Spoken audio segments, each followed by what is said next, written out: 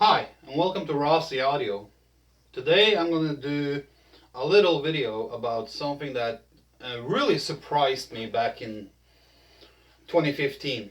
Um, Maybe not all of you know that, but as a side business, as a hobby, I used to, and I will be doing more of it. I buy storage units that goes up for auctions, and I'm especially look for those that contain vintage audio or audio equipment in general that I can resell. So I found this unit and I bid on it and I won. Paid $240 for the whole unit. It was a 5x15 and it was full of music equipment. Sorry, had some violins and some Sansui receivers, Marantz receivers, some speakers, DI boxes, a lot of cables, microphones, and stuff of that nature. Among the content in that storage unit was these speakers here. You have seen them in my videos. They've been standing there, and they look like shit. Solid cabinets, I have to say, really solid built, and they are heavy to be so small. Really freaking heavy. And they work. I took them home and I hooked them up, and they work perfectly. So I didn't think more about it because they don't look that great. So I'm gonna refinish these. These are studio monitors for sure. And one reason that I didn't really pay much attention to these is the name of them is Toshiba. Okay, I have had Toshiba receivers, vintage receivers, and they play really good. They're overlooked and very often very underrated. So when I saw these speakers, I didn't read the label too good to start off with. So I just tucked them away for a while. And after a while I was like, maybe I should hook them up and give them a good test. See how they sound. The model is Toshiba SS-S30. And the power rating is 60 watts RMS and 100 watt peak. 8 ohm impedance. I just have a simple little connection on the back. But then with a very fine print on the bottom, it says made in Denmark. And then it really started to pique my interest, because then I knew right away who had built these. And it's built by a Danish company that made many other speakers. They were made by there's two companies. I can't be 100% sure, but these are older ones. So these are either made by Bang & Olufsen or Yamaha. So when I saw the sticker here says made in Denmark, I was like, yay, now I'm really going to test them out. But before I did that, I took the drivers out. Well, I took the woofer or the bass or whatever, and the tweeter out. The mid-range is glued to the cabinet, so I can't get that out without making a mess. So I took the tweeter out, and the tweeter says Vifa. That's a good sign. And then on the woofer, it says Peerless. Then I got really excited because those are two good brands. I couldn't see what the mid-range is. Most likely it is a Vifa or a Peerless. So I hooked them up and I was like, it has a port. So that is made for extended low frequency. I hooked them up to the first receiver I hooked them up to was my Sherwood receiver, which puts out about 40-45 watts per channel. And then I hooked it up to my Scott receiver, which put out 35 watts per channel. And then I hooked them up to my Yamaha receiver, which puts out about 45 watts per channel. And then I used my audio source power amp, which puts out about 50 watts per channel. So I tried to stay close to the RMS listing on the label. And I have to say the sound was amazing. It is clear, it's detailed, it handled the power that I gave it without a problem. I had a lot of headroom, I felt.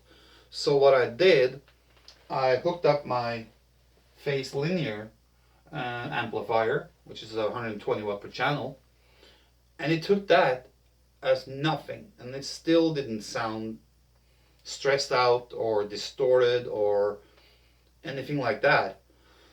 So I took my Carver amp that I have several, but I took a Carver amp that I had that delivers 225 watts in 8 ohm per channel. And oh my god, did these little devils wake up. I mean, they blew me away. The sound quality from these little cabinets, it's freaking amazing. So back then, most of my equipment was packed away, so I had a friend come over and do a sweep on them and measure them. And the response from them in that room that was not acoustically treated or anything was damn good. And these little suckers, they have a nice bass response that fits the overall sound very, very good. They play loud, they have a good punch, and they have a good low end to be such a small little woofer. So I have to say, when people ask me what is the biggest surprise, what speaker has surprised you the most? Well, these small ones are certainly up there among top 3. I mean, these are just awesome. I can't believe that these small little shitheads that I think looks like shit, because this is the original paint, and they are like grayish, scratched, kind of dirty looking things. They have some corner issues and edge issues, and you know, just first glance I saw Toshiba, I was like thinking like, oh my god, you know. And being small, I like big speakers. I was thinking like, what can I get out of these, you know? But once, let me put it away because it's heavy. It's darn heavy. I'll weigh it for you, and I'll put the weight on them in the comment box below.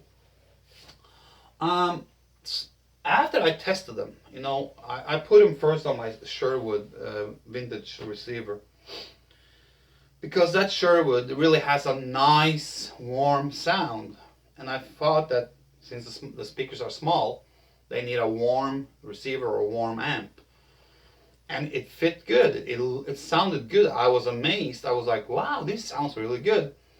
And I know my Scott, even though it's like 10 watts less than the Sherwood, has more oomph in the low end. And when I hooked up my Scott, I was like, oh my god, the bass is really coming alive. And when I put it on my Yamaha, which has an overall better sound than both the Sherwood and the Scott, I started to hear details in them that was just blew me away. I put it on the 50 watt audio source, got a little bit more power, and not much, but a little bit, but it was the same as the other ones. It wasn't the same range of sound. But when I put them on the phase linear, 120 watts per channel, 120 watt per speaker, double of the RMS rating on them, it was like night and day. And I was like, holy shit. And I still have headroom. What's going on? And it sounded so detailed and so correct and the mids were so pleasant to listen to, and really, really clear and very detailed. And the bass was like, those little suckers, I was like, holy crap, they're little, they puck a punch like crazy. And I had them spread out. The room that I had them in was the other room on the other side here, so you can mirror this room. And I had them on stands that is about 5 feet tall. So I got them up from the floor. Didn't have anything under it, just metal stands. And they were placed as far away from each other as they could come in that room. And they were about a foot out from the back wall, and they were about 10 inches out from the side walls. And of course, being in a corner, that can add a little bit of bottom to it, but I tried later on to move them further in. Didn't change much. Good bass response even then. When I hooked it up to my Carver with over 200 watts per channel, oh my god. I think the limit on these speakers is what I can call healthy power feed is probably 175 watts. Any more than that and you are starting to play with danger. But as long as you use the volume knob correctly, you're not going to run any risk. So even with over 200 watts per speaker, and I was running them up to about 11, 12 o'clock on the volume on my preamp that I had back then, which was an audio source preamp. Very good preamp. The sound was so alive, and I mean, they outperform a lot of bigger speakers and more popular speakers and more well-known speakers.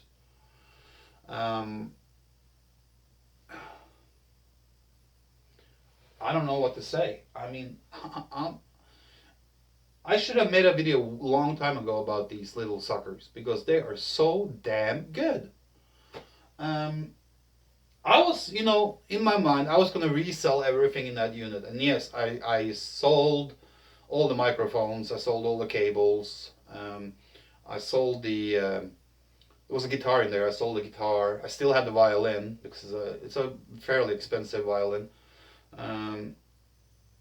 But I sold everything. I sold the receivers that were in there and all that stuff. And I was going to sell these too, but for some reason they were just put away. And after I tested them, I'm like, I'm not selling these bitches. What I'm going to do with them is I'm going to take out the tweeter and the woofer, and I'm going to, I don't know, that's what I'm going to do with the mid. I'd probably have to take it out and then re-glue it back in later on.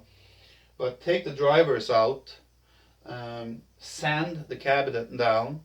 I'm going to paint them. I think I want to paint them red. And then I have to make new grills for them because the grills were missing. So I'm probably going to do red cabinets with black cloth grill. I have the female plug receivers for the grill already in the cabinet. So I have to find some males that fits into it, or get these out and change the plugs out if needed. But so that's the plan for them now. But they're not leaving me. They're staying with me. They are going to be my near field listening speakers when I get my desk set up and everything. When I get my system set up the way I want, these are going to be my near field monitors. And I believe that if you use these as intended in a sound studio, there will be a lot of happy producers. A lot of people would like these. I have heard and I have sold and owned the Yamahas that everyone talks about. These can compete with the Yamahas as studio monitor, for sure. I have no problem putting these side by side with a Yamaha and do a test with people around, because my statement is these will sound as good as the Yamahas, and I have no problem putting these up against the Yamaha any day of the week. So what else is special with them besides being a Toshiba made in Denmark, either made by the Bang & Olufsen company factory, or the Yamaha? Well, what is special about them is they are hyper rare. You can Google these and you won't find much information. I even called the rep for Toshiba in Europe, and they didn't have anything on them. And try and find them for sale, almost impossible. So these are some rare nuggets that are hard to come by, and they sound freakishly good. Very good. One of my biggest surprises of all times when it comes to speakers. At least top 5 on what surprises me, according to what I thought before I listened to them. Because I really didn't think they would sound any good at all. But I mean, they are so good. And if you find them, trust me, if you can find these speakers in working condition, buy them. If you can get them for a good price, because I don't know what the real value is on them, but I would suspect anywhere between 50 and 150 bucks for the pair would be a fair price. If you can find them for that, in that price range, buy them and try them out, because you'll be freaking surprised. Those little bastards put out the sound you would think would coming from a speaker 3 times or 4 times the size. It is just unbelievable what these little suckers do. And with that, that's the final word. Toshiba made in Denmark studio monitors sound awesome.